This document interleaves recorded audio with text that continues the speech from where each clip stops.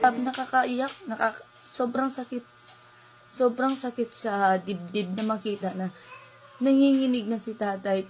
Disclaimer lang po, actually hindi po sa akin ang video na to, dumaan lang po talaga to sa wall ko. Minsan kasi naiisip ko na ayoko na lang ding tumanda kung ganito man lang yung sitwasyon natin.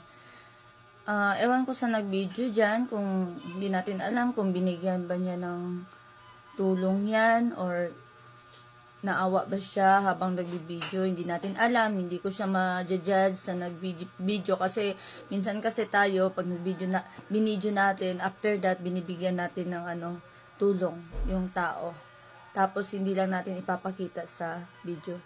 Pero actually, grabe na touch talaga ako sa video na to, kaya ako nag-reaction kasi alam nyo guys, pag ganyan na kasi, nanginginig na si tatay, parang hindi na niya kaya, pero siguro nasa utak niya, kakayanin ko to, kaya ko to. Yung mga ganong yung mga iniisip niya. Kaya hindi niya namamalaya na nanginginig na pala siya, hirap na pala siyang maglakad. Sa ganyang sitwasyon guys, grabe, para bang inano yung puso ko. Kanina nung una ko nakita talaga yan, tumulo talaga yung luha ko. Kasi, grabe nakakaawa talaga. Kaya sabi ko, minsan naisipan ko, ayoko na lang din tumanda. Kung ganyan man lang yung sitwasyon ko. Pero hindi natin kasi alam kung hanggang kailan lang tayo dito sa mundo. Si God lang kasi ang nakakaalam eh.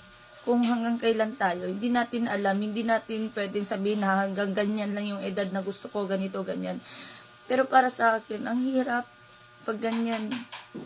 Tapos, lalo na kung inalagaan mo yung mga anak mo, sinuportahan mo, binigay mo lahat para sa anak mo. Tapos, pagdating sa ganyang edad, iiwan ka na lang. Hinahayaan ka pa rin maghanap buhay.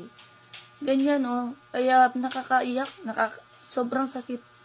Sobrang sakit sa dibdib na makita na nanginginig na si tatay. Pinipilit niya pa rin yung sarili niyang maghanap buhay. So, minsan sabi ko, minsan tayo, mabilis tayong mawala ng pag-asa. Kasi akala natin, sobrang hirap na ng buhay natin. Pero hindi. Swerte nga natin eh. Tingnan niyo sila. Nagsikap para lang makakain. Para may ipangbili na ng pagkain. Kaya, nakakaiyak yung ganyang sitwasyon. Hindi ko alam kung hindi natin ma-judge kung saan, kung may pamilya ba si tatay or wala. Pero para sa akin, sobrang sakit. Sobrang sakit na makita na ganyan yung sitwasyon niya. Kahit nanginginig na siya sa paglalakad, lumalaban pa rin siya. Pero, kasi alam ko siguro nasa utak niya na kaya pa niya. Yun siguro yung laging nasa isip niya na kaya ko pa to. Ganyan. Pero para sa akin, iwan ko. Kaya nga, kung siguro mayaman ako, ewan ko na lang.